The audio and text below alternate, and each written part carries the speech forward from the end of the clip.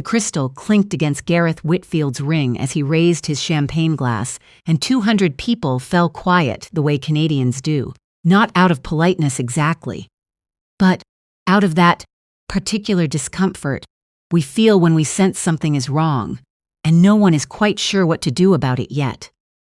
I was seated at table 9, not the family table, not even close, a round table near the back wall of the Frontenac Club's grand ballroom, behind 2 towering centerpieces of white hydrangeas and cedar. My friend Bernadette sat beside me. She'd been to enough of these events to recognize what was coming. Under the table, her hand found mine. Gareth stood at the head table like a man who had rehearsed this moment.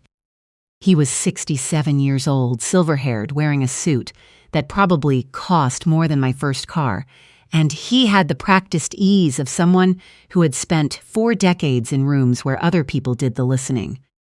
To my son Miles, he began, his voice carrying effortlessly across the room, and to my daughter Amber. May they build a life together worthy of the foundations we have given them. He paused. His eyes found mine across the room. I didn't look away. Amber was raised to expect excellence, he continued. She learned that nothing worth having comes without sacrifice, without discipline, without the right kind of support. He tilted his head slightly. And Miles, what a remarkable young man. Resilient, I think, is the right word. He built himself up despite circumstances that might have broken a lesser person. Despite a childhood with so little stability, despite growing up without, he paused, proper foundations. The room shifted. Chairs moved an inch. Someone near the bar set down a glass too carefully. I think it's a credit to him that he found his way here despite everything. Gareth raised the fluttreat higher, to Miles and Amber. May they have everything they deserve. A few people drank, most just held their glasses. My name is Glenda Mercer. I am 63 years old, and I have spent my career as a forensic accountant. First in private practice, then with a firm in Kingston, then doing consultation work for the Ontario Securities Commission. My job for 40 years has been to find things that other people thought they had hidden. Numbers don't lie, but the people arranging them often do. I've learned to tell the difference. The man who had just stood up in front of 200 guests and suggested my son had grown up without proper foundations. That man knew exactly what I did for a living. He had known for years. He just never believed I would use it against him. His face went carefully neutral when I stood up from my chair. He was wrong. My husband worked in construction. He had been a journeyman carpenter with Local 27 since he was 19 years old, and he was good at it. The kind of good that is quiet and steady and completely reliable. He used a folding carpenter's rule that his father had given him, brass joints worn to gold, that he carried every day of his working life. He said a man who can measure true doesn't need to guess. In November of 1998, he was working on a residential tower project in Mississauga. A condo development, Whitfield Construction and Development, was building on the edge of the old industrial land near the lakeshore. The scaffolding on the eastern face of the building had been flagged twice by the site foreman as needing reinforcement. The brackets didn't meet the load specifications for the section they were supporting. A memo I wouldn't find for another 3 years showed that Gareth Whitfield, then Executive Vice President of Operations, had approved a reduction in the scaffolding hardware specifications to cut $178,500 from the project budget. My husband fell 11 floors on a Tuesday morning. He was 37 years old. Miles was 2. I was 35. And I was 3 months pregnant with a baby I miscarried 4 weeks later, sitting in the same hospital chair where I had learned that the man I had spent 12 years loving was gone. The official inquiry ruled it an equipment malfunction, industry standard language for a finding that assigns blame to no one in particular. The WSIB settlement arrived 6 weeks later. My union rep told me to take it, said these things dragged on, said it wouldn't bring him back, said I had a small child to think about. I took the settlement. I told myself it was for Miles. I never stopped looking. The document that changed everything was a budget variance report, buried inside a pile of subcontractor invoices I had requested through a Freedom of Information application, filed 3 years after my husband's death. I had asked for all records related to the Lakeshore East Development Permit application. They sent me 2 boxes. Most of it was but on page 43 of a subcontractor compliance audit, there it was, a line item. Hot. Scaffolding system spec reduction, approved G. Whitfield, EVP operations, projected savings of $178,500. I sat at my kitchen table in Kingston. At 11 o'clock at night, Miles asleep in the next room, and I read that line 4 times. Then I went and got my husband's folding rule from the drawer where I kept it. Felt the weight of it, the brass joints cool under my fingers. He had measured true his whole life. He had trusted that the people above him did the same. I put the rule down carefully, made a promise to the empty kitchen. Then I went back to work. I will not tell you those years were easy, because that would be a lie, and I have spent too much of my life around people who lie about numbers to be comfortable lying about anything else. Miles was a serious child. He asked questions I didn't always have answers to. Why his friends had dads at hockey practice, why we didn't have a bigger house, why I worked so late. I told him the truth in the portions he could hold. Your dad was a builder, I would say. He built good things. He loved us. He is not here, but what he gave us is. One evening when Miles was about 7, he found his father's carpenter's rule in the drawer. He opened it all the way, laid it flat on the kitchen table, ran his little finger along the brass joints. "What does it measure?" he asked. "Everything," I said, and I meant it. He was a quiet teenager, not troubled. Just careful with people, the way children who have had loss become careful, like they understand earlier than most that nothing is guaranteed. He did well in school, got into Queen's University for engineering. I drove him to Kingston that September with his boxes in the back of my Civic, and stayed in the parking lot for 20 minutes after helping him carry everything upstairs, telling myself he would be fine. He always was, steadier than me, really. When Miles was 25, he called on a Sunday evening. "Mom, I met someone. Her name is Amber. We met through work. She is in project management." I loved hearing the warmth in his voice. I had not heard that particular warmth before, and I had been waiting for it. "What is her last name?" I asked, just making conversation. "Whitfield," he said. "Amber Whitfield. Her dad is in construction actually, big developer in the GTA. Funny coincidence, right?" I was standing in my back garden when he said it, looking at the lake through the birches. The air went very still. "Miles," I said, "still here." The line was quiet for a moment. "Mom, are you okay?" "Yes," I said. "Tell me more about her." I sat down in the garden after he hung up. The wind off Lake Ontario was cold for October. I sat there until my hands went numb, and then I went inside and opened my filing cabinet and pulled out the folder I had kept for 26 years. G. Whitfield, EVP Operations, projected savings $178,500. I could have told Miles everything that evening. Part of me wanted to. But I knew my son, knew how he felt about evidence, about fairness, about not making accusations he couldn't back with something solid. He would have listened. He would have been careful and serious and asked questions I couldn't yet answer. And if I couldn't prove that Gareth Whitfield had deliberately falsified safety compliance records, not just the old scaffolding report, but an ongoing pattern, Miles would have had to choose, and I didn't want him choosing on incomplete information. I needed more than a 28-year-old variance report. I needed proof of who Whitfield was still, not just who he had been. I started looking. Forensic accounting has changed since I began. The digital trail people leave now is extraordinary. Public filings, corporate registry records, CRA compliance disclosures, Ontario Securities Commission submissions for Whitfield's publicly traded development subsidiary. I pulled everything. 3 weeks in, I found Summit Ridge Estates, a residential development proposal north of Barrie. The permit applications were careful, technical, designed to bore anyone without the background to read them. But I had the background.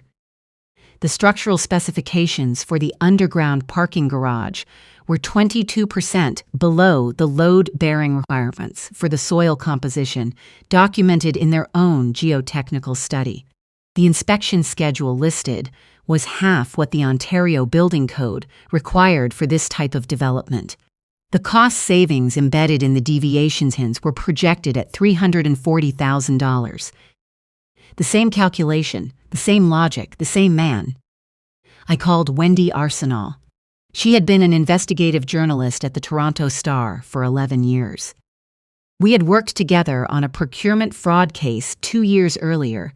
She was meticulous, careful, not given to headlines she couldn't support. "Wendy," I said when she picked up, "I have something, but I need inside sources before we do anything with it." "How long have you been sitting on this?" she asked. "In one form or another, 28 years. Silence on the other end. "Then call me tomorrow." The inside source found me before I found him.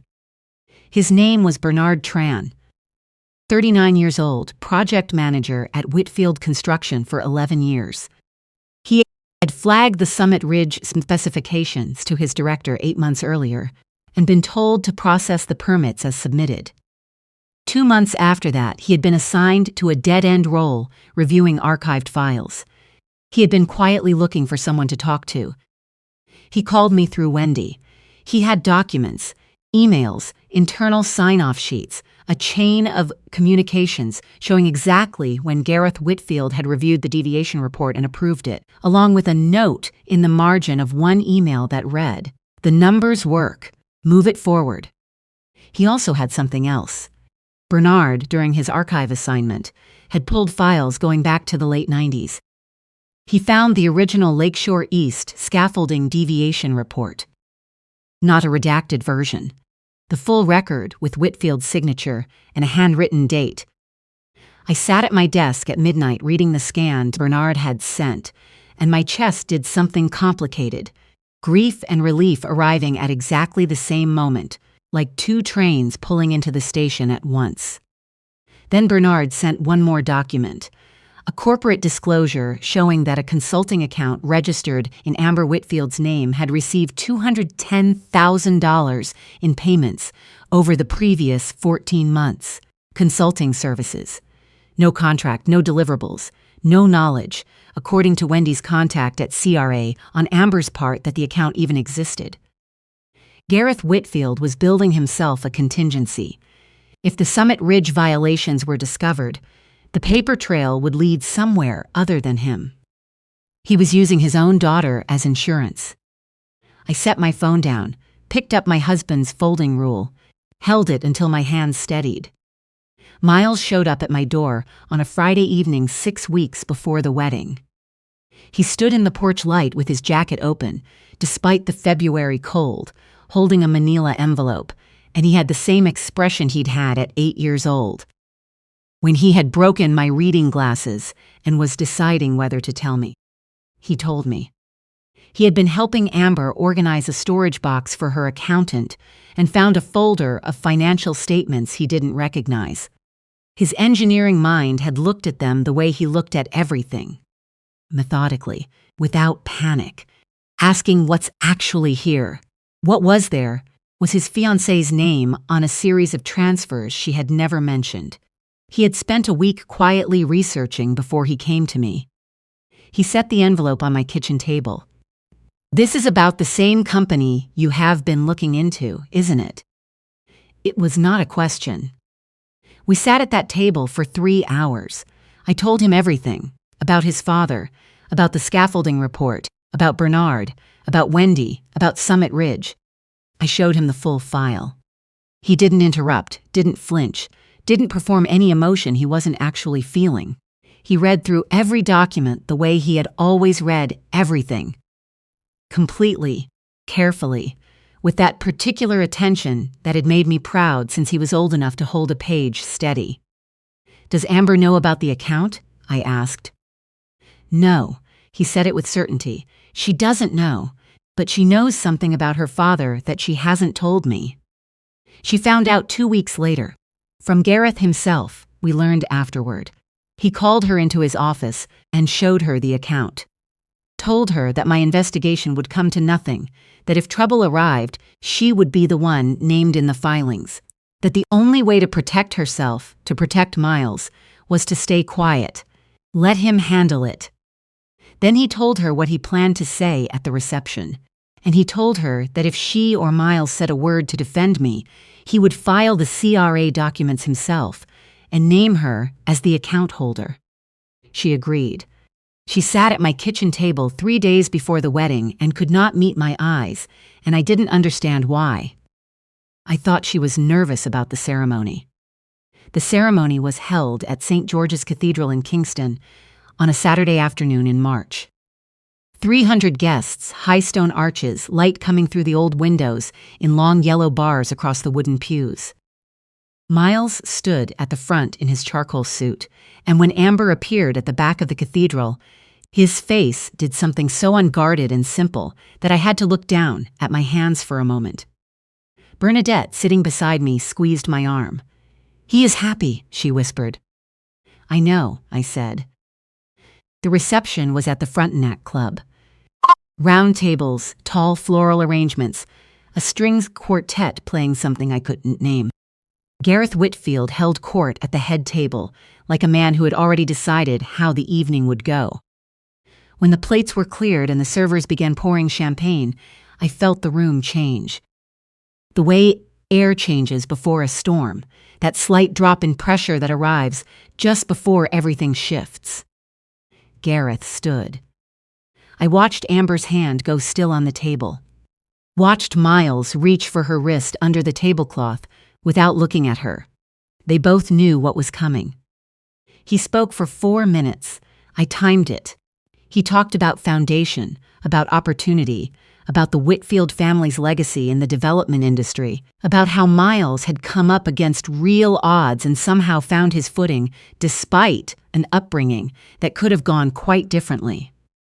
He looked at me once during the middle of it. Just once, the way a man looks at something he has decided is no longer a threat. He raised his glass. "To my daughter, Amber," he said, "and to her husband, who finally has access to the kind of stability and support that makes a real life possible." The room was quiet. Not the good quiet of a moving toast. The uncertain quiet of 200 people who could feel something was wrong but couldn't name it. I stood. The scrape of my chair wasn't loud, but in that particular silence it carried. Heads turned. Gareth's hand tightened slightly on his champagne flute. "Thank you, Gareth," I said. My voice was even. The acoustics in that room were excellent. That was a generous toast, very carefully worded. Someone near the bar set down a glass. "You mentioned foundations," I said. I moved slightly toward the center of the room where I could be seen from every table. "I have spent 40 years in forensic accounting. Foundations are rather my specialty. Not the ones you pour concrete into, but the ones you build a reputation on, the ones that hold weight over time." I looked at him. He looked back with the careful blankness of a man recalculating. "I have been looking at yours," I said, "for a very long time." Wendy nodded once from her position near the service entrance. The screens behind the head table, the ones that had been displaying the wedding photo slideshow, changed. The first image was a document, Budget Variance Report, Lakeshore East Development, Mississauga, November 1998. Scaffolding System Specification Reduction, approved. G. Whitfield, EVP Operations. Projected savings, $178,500. A murmur moved through the room. "My husband died on that site," I said. The public finding was equipment malfunction. This document was retrieved through a Freedom of Information request I filed in 2001. Gareth Whitfield knew the scaffolding brackets were below load specification. He signed the approval himself. Gareth moved to stand, but one of the men from the OSC coordination team was already stepping forward from the side wall, quietly, the Canadian way. No dramatics, just a hand on the arm and a measured voice saying something I couldn't quite hear from across the room. The second image, the Summit Ridge specifications, the deviation report, the email with the margin note. The numbers work. Move it forward. The third image, the CRA transfer records for the consulting account registered to Amber Whitfield. This account was established without Amber's knowledge, I said. Her name and signature were used without her consent to channel funds connected to the Summit Ridge development. A project with documented safety violations that Bernard Tran, Whitfield's own project manager, flagged internally 8 months ago and was reassigned for doing so. Amber was shaking at the head table. Miles had his arm around her. His face was not angry. It was the face of a man who had already seen the documents, already done the calculation, and had arrived somewhere past shock into a place of complete terrible clarity. The CRA was notified 3 weeks ago, I said. The accounts were frozen on Thursday. The room broke apart. Chairs, voices, the sound of someone near the back pushing away from a table. 2 more people in quiet gray suits appeared near the main doors. Gareth's voice cut through the noise. This is fabricated. This is a grieving woman who has never been able to. With what standing? Wendy's voice calm and carrying. The Star has been working this story for 6 months. Bernard Tran has given a sworn statement. We publish Monday. Amid the chaos, one sound cut through everything else. Amber at the head table, her shoulders folded, crying with the particular quietness of someone who has been holding something unbearable for weeks and can finally set it down. I crossed the room and sat beside her. She looked up. Her mascara had tracked 2 clean lines down her cheeks.